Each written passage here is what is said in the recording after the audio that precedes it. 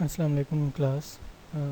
This is our fourth lecture of economic applications of integration by substitution.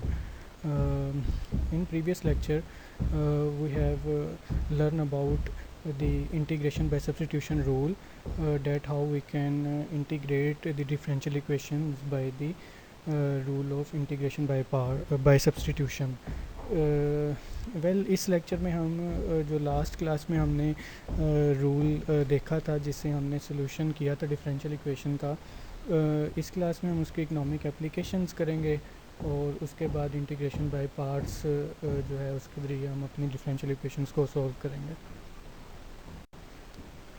तो integration by substitution exponential functions के साथ जो first example है हमारी, उसमें एग्जांपल हमारे पास है कि मार्जिनल कॉस्ट हमें दी गई है. उसी तरीके से मार्जिनल कॉस्ट की डेफिनेशन क्या है कि it is the change in total cost with respect to change in quantity, that is 5q into exponent of 5q square plus 3. तो ये 5q exponent of 5q square plus 3 ये हमारे पास marginal cost given है. तो इससे हम total cost कैसे find कर सकते हैं कि टोटल कॉस्ट हम इस तरीके से फाइंड कर सकते हैं कि इसकी हम अगर इंटीग्रेशन कर दें मार्जिनल कॉस्ट की थ्रू द सब्स्टिट्यूशन मेथड, तो हम इससे जो है वो अपना ओरिजिनल टोटल कॉस्ट का फंक्शन फाइंड कर सकते हैं. ये सिंपली जो एक्सपोनेंशियल रूल हमने पहले पढ़ा था, जिसके एक्सपोनेंशियल रूल के थ्रू जो हमने डिफरेंशियल इक्वेशन सॉल्व की थी, सिंपल उससे भी सॉल्व हो सकता है. वो क्या था कि जो एक्सपोनेंट के ऊपर फंक्शन है उसका डेरिवेटिव लें और डेरिवेटिव से पूरी इक्वेशन को जो है वो डिवाइड कर दें.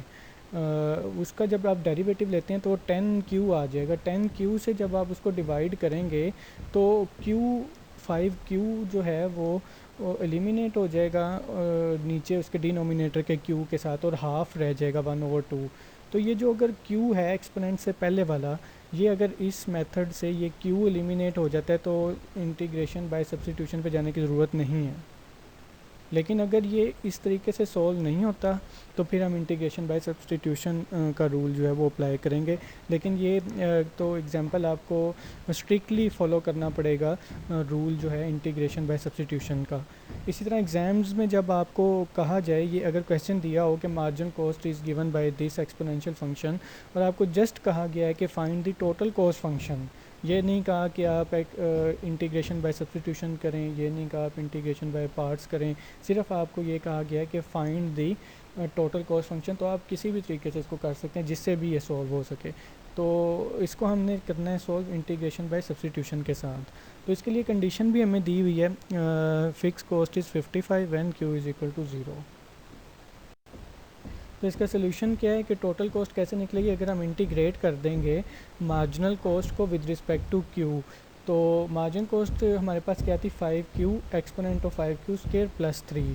तो इसी तरीके से एक्सपोनेंट के ऊपर वाला फंक्शन जो होता है, एक्सपोनेंट के ऊपर जो पावर में फंक्शन होता है उसको हम u लेट करते हैं, तो वो आ जाएगा 5q स्क्वायर प्लस 3. अब सेकंड स्टेप ये था कि उसका डेरिवेटिव लेना था, du ओवर dq, वो आपके पास आ जाएगा 10q.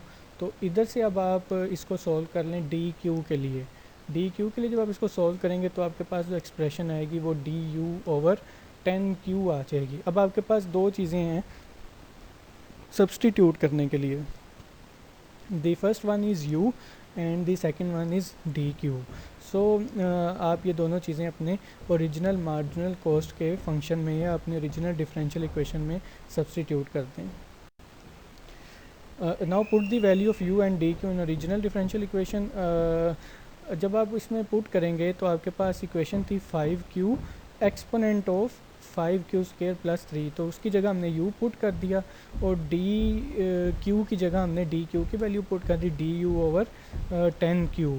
तो ये जो 5q है और ये जो 10q है ये यहाँ से डिफरेंशिएट वो अपना फैक्टर आउट हो रहा है, q यहाँ से कैंसिल आउट हो रहा है, और जो 5q जो है वो 10q की जगह आपके पास 2 आ जाएगा. 5q 10q को 2 से जो है वो डिवाइड कर रहा है. सो आपके पास जो यहाँ पे आंसर आ जाएगा 5q डिवाइडेड बाई 10q का, वो हाफ आ जाएगा 1/2.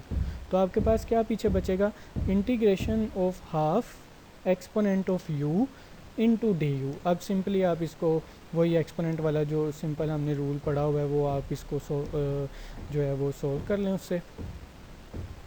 वो क्या है कि आपने एक्सपोनेंट के ऊपर जो फंक्शन है डेट इज़ सिंपली यू है। अब हमारे पास फंक्शन कोई कॉम्प्लिकेशन नहीं है इसके अंदर।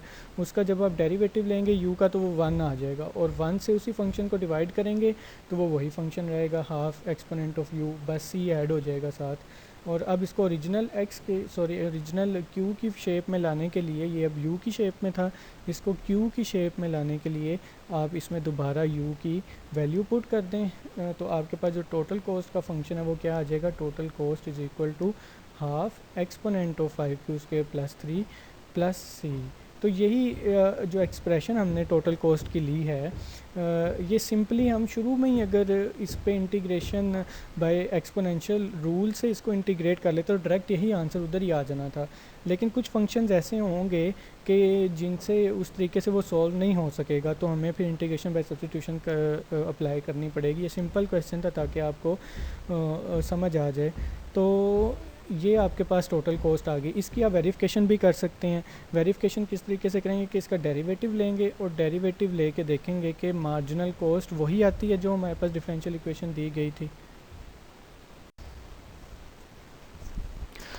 So to find the value of C we use the initial condition, that is fixed cost is 55।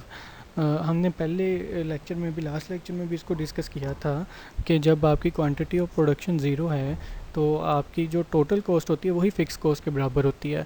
तो यानी कि यहाँ पे हम टोटल कॉस्ट की जगह फ़िक्स कॉस्ट पुट कर सकते हैं जब हमारे पास क्वांटिटी ऑफ प्रोडक्शन ज़ीरो हो। सो टोटल कॉस्ट की जगह हम 55 पुट करते हैं और क्वांटिटी की जगह हम 0 पुट करते हैं। और एक्सपोनेंट के ऊपर जो आपके पास अब चीज़ है वो इस तरह की है कि 5 इंटू ज़ीरो इंटू 2, ये सारी एक्सप्रेशन ज़ीरो हो जाएगी, और 0 plus 3 is equal to 3। So exponent of 3 को जब हम कैलकुलेटर पे सॉल्व करते हैं तो हमारे पास आंसर आता है 20.08। तो 20.08 exponent of 3 is equal to 20.08। तो एक्सपोनेंट ऑफ 3 की वैल्यू अगर आप पुट करते हैं तो वो मल्टीप्लाई हो के हाफ के साथ उसका आंसर आता है 10.04। तो ये 10.04 प्लस सी है, तो सी हमें चाहिए, तो ये उसके साथ पर 55 के साथ जाके उधर माइनस हो जाएगा। तो सी आपके पास आ जाता है 44.96। इस सी को अगर आप पुट कर देते हैं अपने टोटल कॉस्ट के फंक्शन में सी की जगह, तो आपके पास टोटल कॉस्ट का कंप्लीट एक फंक्शन आ जाता है जिसके दो पोर्शन हैं, दो हिस्से हैं, दो कंपोनेंट हैं। One is fix cost and other one is variable cost. जो 44.96 है वो आपकी फ़िक्स कॉस्ट है, और जो half exponent of 5q² plus 3 है वो आपकी वेरिएबल कॉस्ट है।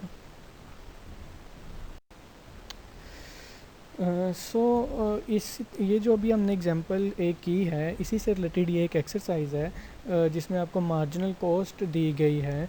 Marginal cost is equal to change in total cost with respect to Q is equal to 12 exponent of 0.5q, and other question is change in total cost with respect to change in quantity is equal to 16 exponent of 0.4q। तो ये तो marginal cost है। आपको marginal revenue की भी कोई भी एक एग्जांपल आ सकती है, आपको मार्जिनल प्रॉफिट की भी आ सकती है, किसी भी तरह का कोई भी आपको एमपीसी भी दिया जा सकता है, एमपीएस भी दिया जा सकता है, कुछ भी आपको रेट ऑफ चेंज किसी भी फंक्शन का दिया जा सकता है एक्सपोनेंट की फॉर्म में। तो आप उसको इसी तरीके से सॉल्व करेंगे जैसे हमने पहले वाली एग्जांपल की है।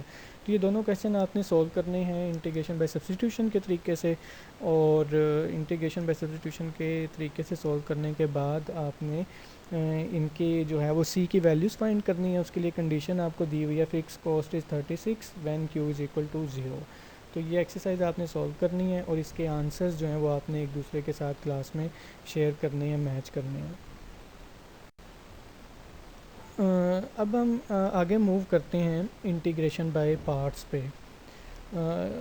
अभी तक हमने जो काम किया है उसमें हमने देखा कि कुछ फंक्शंस इस तरह के होते हैं जो आपस में मल्टीप्लाई हो रहे हैं या वो आपस में डिवाइड हो रहे हैं, और उनकी मल्टीप्लिकेशन और उनकी डिवीजन जो है वो इतनी आसान नहीं होती या पॉसिबल ही नहीं होती। तो उसके लिए हमने एक तरीका जो था, एक रूल जो था वो इंट्रोड्यूस करवाया था, that is integration by substitution.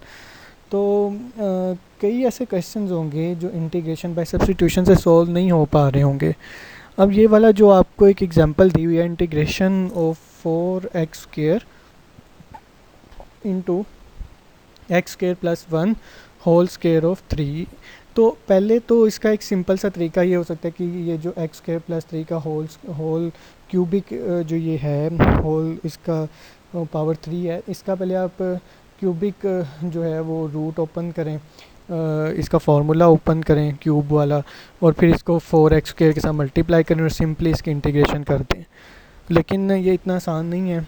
उससे बचने के लिए हमने जो पहले तरीका ये देखा हुआ है कि हम इंटीग्रेशन बाय सब्स्टिट्यूशन से इसको ज़रा सॉल्व करके देखते हैं। आप अपने तौर पे इसको सॉल्व करके देखिएगा कि इंटीग्रेशन बाय सब्स्टिट्यूशन से सॉल्व होता है। इसको हम थोड़ा सा डिस्कस कर लेते हैं। इसमें अगर हम u लेट करें तो एक्स स्क्वायर प्लस 1 को हम u लेट करें एक्स स्क्वायर प्लस 1, और उसका अगर आप डेरिवेटिव लेते हैं तो डेरिवेटिव आता है उसका 2x।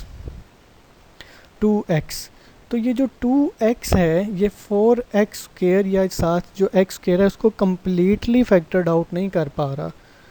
हमने उस दिन ये देखा था कि कम्प्लीटली फैक्टर्ड आउट होना चाहिए साथ वाला x, क्योंकि साथ हमने इंट्रोड्यूस करवाना है du, यानी पूरा फंक्शन हमने u की शेप में लेके आना है। अगर पूरा फंक्शन u की कहीं पे x है कहीं पे u है और उसको सिर्फ u के लिहाज से इंटीग्रेट कर सकते हैं फिर तो प्रॉब्लम हो गई। तो इसलिए हमें अब ये वाला जो है ये क्वेश्चन इस तरह का ये अब हम नहीं सॉल्व कर पाएंगे इंटीग्रेशन बाय सब्स्टिट्यूशन के लिए। इसके लिए हमें नया रूल इंट्रोड्यूस करवाना पड़ेगा, that is integration by parts. If we integrate the following equation with integration by substitution method, the derivative of one expression cannot eliminate the other expression. So this differential equation cannot be solved with substitution method. We will use integration by parts method. So ये general formula है आपका integration by parts का, जो कि क्या है f of x into G of X minus integration of F of X into F bar X into D X. दोबारा repeat कर रहा हूँ formula F of X into G of X. इस में इंटीग्रेशन बाय सब्स्टिट्यूशन की तरह जैसे question के दो हिस्से हमने किए थे, एक हिस्से को यू लेट किया था, इसमें भी हम दो हिस्से करेंगे। एक को हम एफ ऑफ एक्स लेट करेंगे और हम एक को जी बार एक्स। बार का मतलब यहाँ पे डेरिवेटिव है, जैसे फार्मूले के अंदर एफ बार एक्स भी यूज़ हुआ और एफ ऑफ एक्स भी यूज़ हुआ है। एफ ऑफ एक्स का मतलब ये है कि ये ओरिजिनल फंक्शन है और एफ बार एक्स का मतलब ये है कि ये उस ओरिजिनल फंक्शन का डेरिवेटिव है। एफ डबल बार होता है तो इसका मतलब था सेकंड डेरिवेटिव, एफ ट्रिपल बार होता है तो इसका मतलब था कि ये थर्ड डेरिवेटिव है। तो एफ ऑफ एक्स जिस चीज़ को हम एफ ऑफ एक्स लेट करेंगे उसको हम जी ऑफ एक्स के साथ मल्टीप्लाई कर देंगे, जो जी ऑफ एक्स लेट किया होगा, और फिर हम माइनस करेंगे किसके साथ, इंटीग्रल, किस चीज़ का इंटीग्रल, यानी कि जी ऑफ एक्स और derivative of F of x का जो मल्टीप्लिकेशन का जो फाइनल आंसर आएगा उसको इंटीग्रेट करेंगे और उसमें से माइनस कर देंगे, तो हमारे पास ये इसका आंसर आ जाएगा। ये इंटीग्रेशन बाय पार्ट्स है। दोबारा फार्मूला रिपीट कर रहा हूँ, F of X into G of X minus integration of G of X into F bar X, और इसकी इंटीग्रेशन कैसे करनी है, एक्स के लिहाज से। तो एग्जांपल करते हैं, हमें बहुत अच्छे तरीके से समझ आ जाएगा। जैसे सब्स्टिट्यूशन का हमने तरीका किया है इसी तरह ये भी बहुत आसान है। तो एक क्वेश्चन आपको दिया हुआ है, integration of 4x into X plus 1 whole cube. पहले आप इसको करके देखें सब्स्टिट्यूशन के तरीके से कि सब्स्टिट्यूशन के तरीके से सोल्व हो भी सकता है या नहीं हो सकता। Okay, we have two expressions in formula, one is F of X and other is G of X. We will assume x plus 1 whole की पावर 3 है, x plus 1 whole power 3 as G bar X, जो x plus 1 whole power 3 है इसको हम g bar x let करेंगे, और जो f4x बचा है इसको हम f ऑफ x लेट करेंगे। तो now we need g of x in formula. अगर आप फार्मूला पे गौर करें तो हमने क्वेश्चन में से लेट जो किया है वो g बार x किया है कि g बार x यानी x plus 1 whole cube is the derivative of g of x, यानी ये डेरिवेटिव की फॉर्म में हमने इसको लेट किया, लेकिन हमें फार्मूले में तो चाहिए g ऑफ x। तो वो कैसे आएगा, we and we have its derivative form g bar x that we assumed. So we have to integrate this to get g of x from g bar x. हमारे पास अब g bar x हमने let किया हुआ है, तो हमें चाहिए g of x, तो उसकी इंटीग्रेशन करेंगे तो हमारे पास g of x आएगा. Okay, on the other hand, ये तो एक साइड होगी g of x वाली. On the other hand we have f of x. हमने जो लेट किया है इसमें से 4x को, वो f of x is equal to 4x हमने लेट किया है. We have f of x and we need f bar x as well in formula. हमारे पास फार्मूले में f of x भी मौजूद है और f बार x भी मौजूद है. तो f of x हमारे पास है, f बार x कैसे आएगा, उसका डेरिवेटिव लेने से. So we have to take its derivative to get f bar x from f of x, then put the values in the formula. तो ये इसका सारा प्रोसीजर है कि पहले जो हमने x प्लस 1 होल पावर 3 है, जो बिग एक्सप्रेशन होगी इन दो एक्सप्रेशंस में से, उसको आपने g बार x लेट कर लेना है. उस g बार x में से आपने g ऑफ x फाइंड कर लेना है उसकी इंटीग्रेशन करके. उसके बाद जो दूसरी एक्सप्रेशन थी यहाँ पे हमारे पास 4x है, उसको आपने f ऑफ x लेट किया हुआ था, उसका आपने डेरिवेटिव लेके f बार x आपने ले लेना है. तो अब आपके पास फार्मूले के सारे कंपोनेंट पूरे हो गए. f ऑफ x भी आ गया, g ऑफ x भी आ गया, f बार x भी आ गया. इन तीनों की वैल्यूज़ आपने जस्ट फार्मूले में पुट करनी है और उनको सिंपली सॉल्व कर लेना है. इसको करते हैं आगे. फार्मूला आपके पास फिर यहाँ पे रिपीट किया हुआ है, f of x into G of X minus integration of g of x into f bar x into D X. तो f ऑफ x हमने लेट किया था 4x और g बार x हमने लेट किया था x प्लस 1 होल क्यूब. तो f of x से f बार x हम निकाल लेते हैं, वो 4 आ जाएगा. g बार x से g ऑफ x कैसे निकलेगा, integration of g bar x into D X और integration of x plus 1 whole cube into D X. जब आप x प्लस 1 होल क्यूब की इंटीग्रेशन करेंगे तो आपके पास जो सिंपली इंटीग्रेशन करनी है, पावर में 1 ऐड करना है, उसी से उसको डिवाइड कर देना है.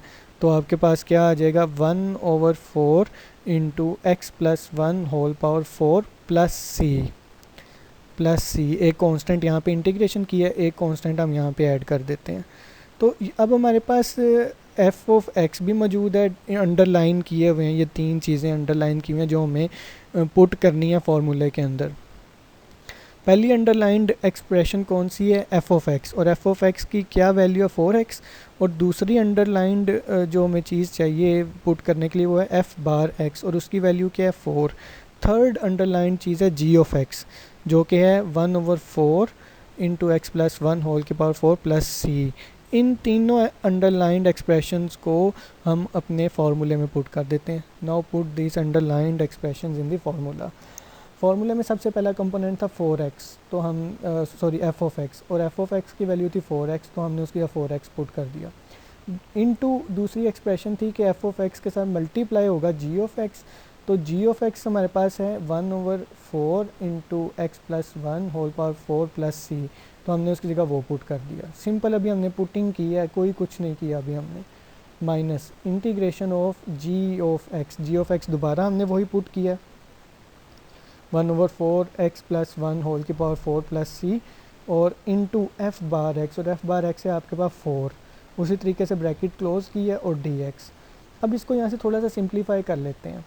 ये जो शुरू में 4x है वो मल्टीप्लाई हो रहा है दोनों के साथ, मल्टीप्लाई हो रहा है वो 1/4 एक्स प्लस 1 होल के पावर 4 के साथ भी और c के साथ भी. 4x जो है इन दोनों के साथ मल्टीप्लाई हो रहा है. तो जो 4x मल्टीप्लाई हो रहा है 1/4 एक्स प्लस 1 की पावर 4 के साथ, उसका 4 और इसका 4 नीचे से ये कैंसिल आउट हो जाएंगे. तो और ये जो यहाँ से तो ये मल्टीप्लाई हो गया, और जब इसने c के साथ मल्टीप्लाई होना है तो ये 4x कम्प्लीटली c के साथ मल्टीप्लाई हो जाएगा और ये बन जाएगा 4xc. तो ये तो माइनस से पहले का सोल्यूशन हो गया. माइनस के बाद भी थोड़ा सा सोल्व कर लेते हैं. आगे है 1/4 एक्स प्लस 1 होल की power 4 plus C multiply by 4. अब ये 4 सी के साथ भी मल्टीप्लाई हो रहा है और पहले वाली एक्सप्रेशन के साथ भी मल्टीप्लाई हो रहा है. तो ये 4 जो है वो पहले वाली एक्सप्रेशन के 4 के साथ कैंसिल आउट हो जाएगा, लेकिन जो सी के साथ मल्टीप्लाई हो रहा है वो वैसे ही मल्टीप्लाई हो रहा है. तो अब हम देखते हैं कि हमारी एक्सप्रेशन कैंसिल आउट होने के बाद किस तरह की हो गई है। अब हमारी एक्सप्रेशन इस तरह की हो गई है कि 4x के साथ 4 था जो कि 1/4 के साथ कैंसिल आउट हुआ था, तो यहाँ पे रह गया x into X plus 1/4 plus 4xc। 4x c के साथ अलहदा मल्टीप्लाई हो रहा था, minus integration of x plus 1/4 plus 4c, यानी कि x प्लस 1 की पावर 4 ये भी इंटीग्रेट हो रहा है, प्लस 4c भी इंटीग्रेट हो रहा है। अब 4 भी एक कांस्टेंट है और c भी एक कांस्टेंट है, ये याद रखना, 4 भी कांस्टेंट है, c भी कांस्टेंट है। तो हम इसकी इंटीग्रेशन जब करते हैं तो उसी तरीके से 4 में 1 ऐड करें 5 और 5 से इसको डिवाइड करें तो और आपके पास आंसर क्या आएगा इंटीग्रेशन के बाद 1/5 इंटू एक्स प्लस 1 की पावर 5। अब जब 4 याद करें कांस्टेंट वाला रूल, जब कांस्टेंट को आप इंटीग्रेट करते हैं तो जिस लिहाज से वो डेरिवेट हुआ होता है उस लिहाज का एक वेरिएबल उसके साथ हम शो करवा देते हैं। तो ये डेरिवेट हुआ था x के लिहाज से, dx आया हुआ है इसके साथ, तो इसका आंसर आ जाएगा 4cx। दोनों 4 और c कांस्टेंट है, इनको हम पहले लिख लेना चाहिए और x को हम बाद में लिख लेते हैं, वेरिएबल है। तो ये है, बाहर माइनस भी था, ये भी याद रखें, इंटीग्रेशन से पहले माइनस है तो वो माइनस प्लस के साथ मल्टीप्लाई हो रहा है तो ये माइनस हो जाएगा। तो एक पहले वाला 4xc है प्लस का और एक ये 4xc है माइनस का, ये दोनों नेक्स्ट स्टेप में कैंसिल आउट हो गए हैं। ये दोनों जब कैंसिल आउट हुए तो पीछे आपके पास इसका आंसर आ गया, that is x into X plus 1/4 minus 1/5 into X plus 1 की पावर 5 प्लस c। अच्छा, अगर हम इस पे गौर करें, अब ये आंसर आ गया आपके पास फाइनल, अगर हम इस पे गौर करें कि ये जो हमने पहले 2c जिसमें एक प्लस का 4xc बना था और एक बाद में माइनस का 4xc बना, ये जो हमने हर इंटीग्रेशन करते हुए एक c ऐड किया, ये हम गौर करें तो ये जो पहले 2c ऐड किए थे ना, ये तो आपके इधर फाइनल आंसर में आने से पहले एलिमिनेट हो जाते हैं। सी कौन सा बच रहा है, सबसे एंड वाली इंटीग्रेशन का जो फॉर्मूले के अंदर इंटीग्रेशन शो हो रही है।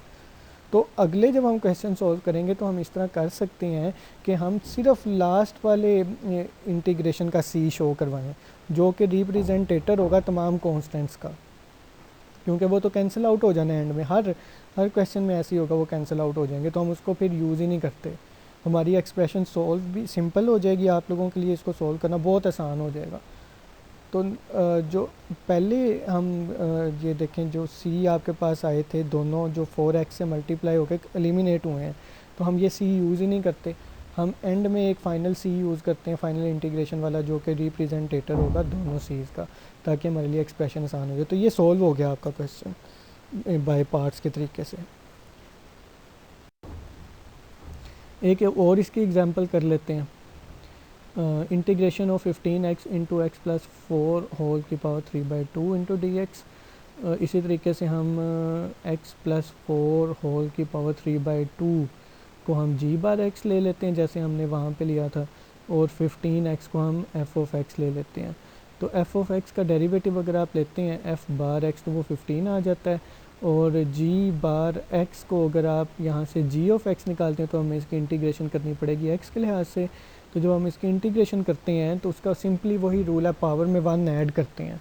पावर क्या है, 2/3, 2 प्लस 3/2 प्लस 1। इसका अगर आप एलसीएम लेके इसको सॉल्व करते हैं तो आपके पास आंसर आता है 5/2।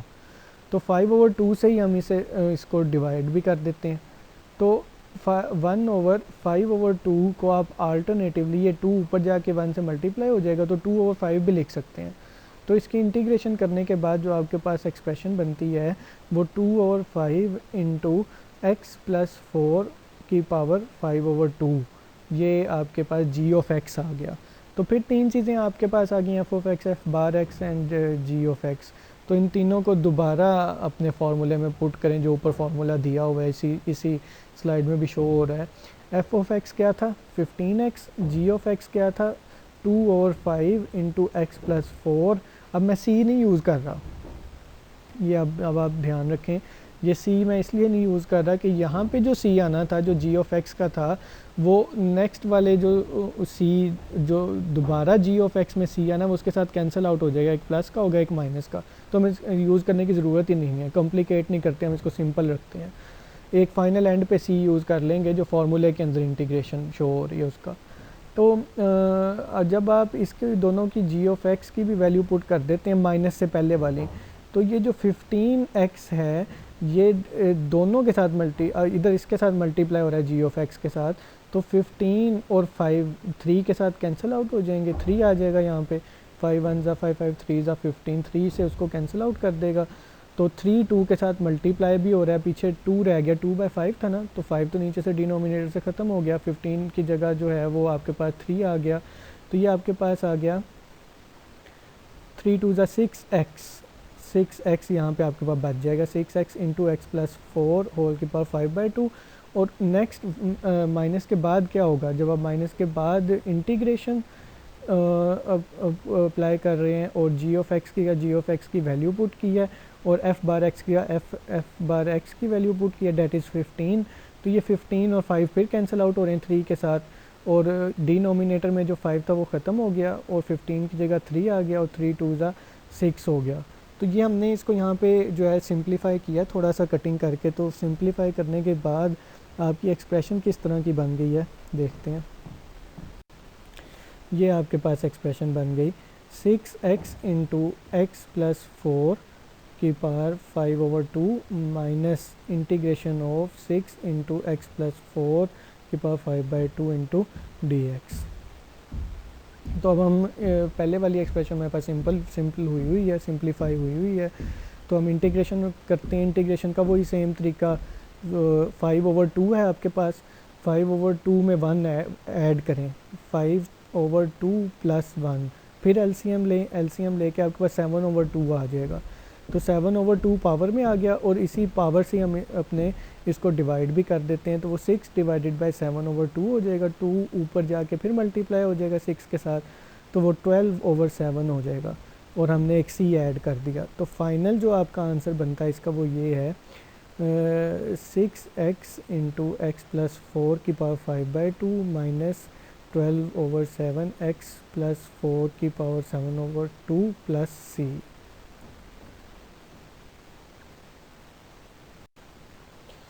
सो ये इसकी एक्सरसाइज है आपके पास इंटीग्रेशन बाय पार्ट्स की।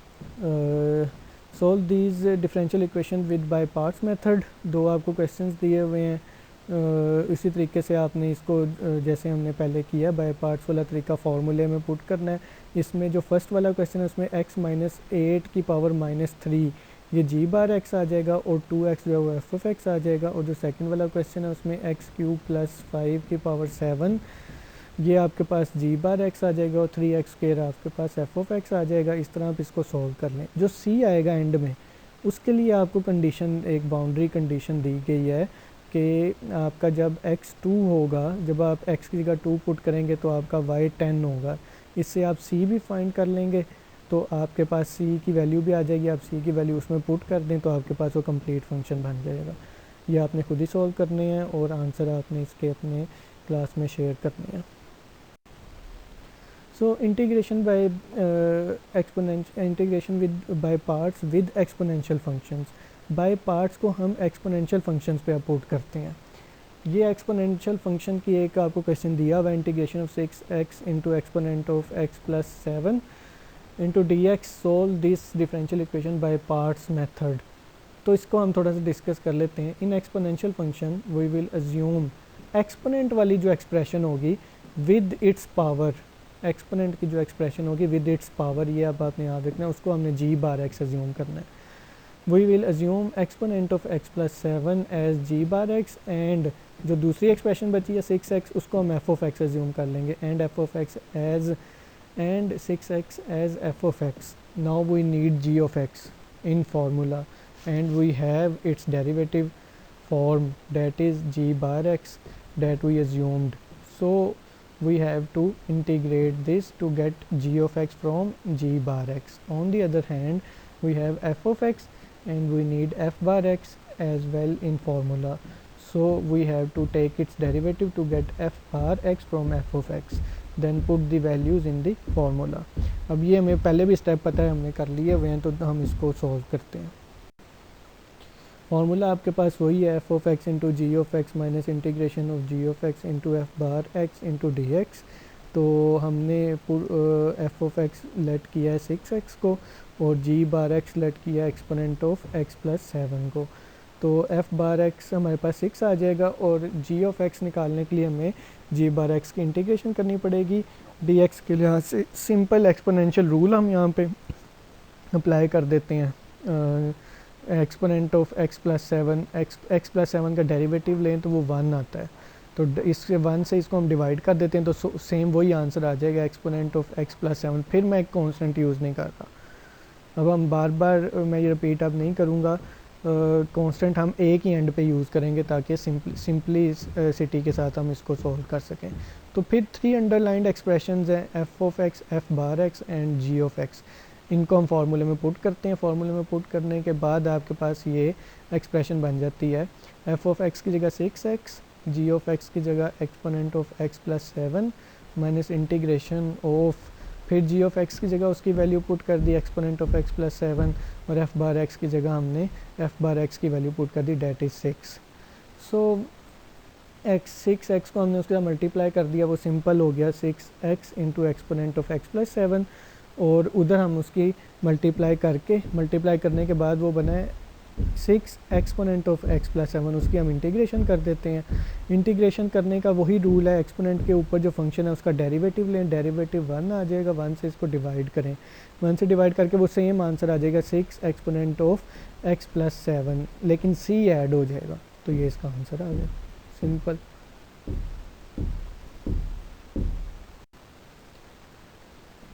एक और एग्जांपल है इसकी एक्सपोनेंट फंक्शन की.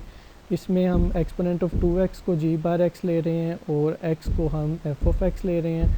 इसी तरीके से हम जी बार एक्स से जी ऑफ एक्स कैसे निकाल रहे हैं, जी बार एक्स की इंटीग्रेशन करके x के लिहाज से, उसकी जब आप इंटीग्रेशन करते हैं तो एक्सपोनेंट के ऊपर फंक्शन है 2x, जब आप इसका डेरिवेटिव लेते हैं तो वो 2 आता है, तो 2 से हम इसको डिवाइड कर देते हैं, तो जी ऑफ एक्स हमारे पास क्या आ जाता है, एक्सपोनेंट ऑफ 2x ओवर 2. या हम इसको इस तरह भी लिख सकते हैं 1 over 2 into exponent of 2x, half exponent of 2x, इस तरह भी हम लिख सकते हैं इसको. और दूसरी तरफ हमारे पास एफ ऑफ एक्स था x और उसका अगर हम डेरिवेटिव लेते हैं एफ बार एक्स, वो 1 आता है. अब ये 3 अंडरलाइंड दोबारा चीज़ें आ गई, इन तीनों को फिर हम अपने फार्मूले में पुट करते हैं. एफ ऑफ एक्स की जगह उसकी वैल्यू पुट कर दी x, जी ऑफ एक्स की जगह उसकी वैल्यू पुट कर दी, that is exponent of 2x over 2 minus G of X के बाद फिर उसकी वैल्यू पुट की एक्सपोनेंट ऑफ 2x ओवर 2 और एफ बार एक्स की उसकी वैल्यू पुट की, डेट इज़ 1. ये दोनों आपस में एक्सप्रेशन मल्टीप्लाई हुई, पहली एक्सप्रेशन बन गई x into exponent of 2x over 2. इसको हम यूँ भी लिख सकते हैं हाफ, या इसको हम यूँ भी लिख सकते हैं half x into exponent of 2x. और जो दूसरी एक्सप्रेशन है वो 1 के साथ मल्टीप्लाई होकर उसी तरह ही रह जाएगी. और इसको हम इस तरह अल्टरनेटिवली इस तरह हम भी लिख सकते हैं कि integration of 1 over 2 into exponent of 2x into D X. तो 1 ओवर 2 को हम इंटीग्रेशन के रूट कॉन्स्टेंट है उसको हम बाहर निकाल सकते हैं, कोई मसला नहीं. कॉन्स्टेंट को अगर हम बाहर निकाल के इसकी इंटीग्रेशन करते हैं तो आपके पास ऊपर बचता है एक्सपोनेंट ऑफ 2x. इंटीग्रेशन जब हम एक्सपोनेंट ऑफ 2x की करेंगे तो वो फिर उसका डेरिवेटिव 2 आएगा, 2 से फिर उसको 1 को डिवाइड करेंगे, तो आपके पास 1 ओवर 2 पहले एक बाहर निकाला हुआ था, अब 2 हाफ हो गए हैं 1 ओवर 2 इंटू 1 ओवर 2. तो ये आपका 1 ओवर 2 इंटू 1 ओवर 2 1 ओवर 4 हो जाएंगे और c आपके साथ वैसे ही ऐड हो जाएगा. ये इसका आंसर आ गया. सेकंड एक्सरसाइज है आपके पास इसकी, solve this differential equation with by parts method. पहला क्वेश्चन आपको दिया हुआ है integration of 16x into exponent of minus x minus 9, या अल्टरनेटिवली इसको माइनस कॉमन निकाल के भी लिखा जा सकता है into D x. Second question ज़रा टेक्निकल है, इसको आप ज़रा ध्यान से करना है. Integration of x square into exponent of 2x into D x. इसका हिंट आपको दिया हुआ है कि इसमें 2 दफ़ा बाय पार्ट्स यूज़ करेंगे आप, 2 टाइम्स बाय पार्ट्स हम यूज़ करेंगे, फिर ये सॉल्व होगा. और जब हम इन दोनों क्वेश्चंस को सोल्व कर लेंगे तो आपने बाउंड्री कंडीशन वही वाली आपको दी हुई है एक्सरसाइज 1 वाली, तो आपने सी की वैल्यूज़ फाइंड करनी है और आंसर निकालने हैं, और इसके आंसर दोबारा जो है वो अपनी क्लास में शेयर करने हैं और देखना है कि किसका आंसर ठीक है किसका नहीं है। और किसी बच्चे को अगर कोई चीज़ समझ नहीं आती तो वो कमेंट में पूछ सकता है मेरे से। सो नेक्स्ट क्लास में हम इंशाल्लाह इसकी पहले इकोनॉमिक एप्लीकेशंस करेंगे और फिर हम आगे फर्दर मूव करेंगे। अब इंटीग्रेशन के रूल्स तकरीबन तकरीबन पूरे हो चुके हैं हमारे पास सारे। अब कोई एक दो रूल रह गए हैं, ट्रिग्नोमेट्रिक रूल रह गए हैं, वो हम जब ट्रिग्नोमेट्री स्टार्ट करेंगे, कॉम्प्लेक्स नंबर स्टार्ट करेंगे, वो मैं तभी आपको करवाऊँगा। और कुछ लोगरिथमिक रूल्स रह गए हैं, वो जैसे जैसे आते जाएंगे वो बहुत आसान है, वो हम साथ साथ करते जाएंगे। इंटीग्रेशन हमारी कंप्लीट हो गई। अब इन सारे इंटीग्रेशंस की एप्लीकेशन डिफरेंशियल इक्वेशंस स्टार्ट करेंगे नेक्स्ट क्लास में। डिफरेंशियल इक्वेशंस से हम आगे कौन कौन सी चीज़ें इकोनॉमिक मॉडल्स कैसे अप्लाई करनी है डिफरेंशियल इक्वेशंस में वो करेंगे।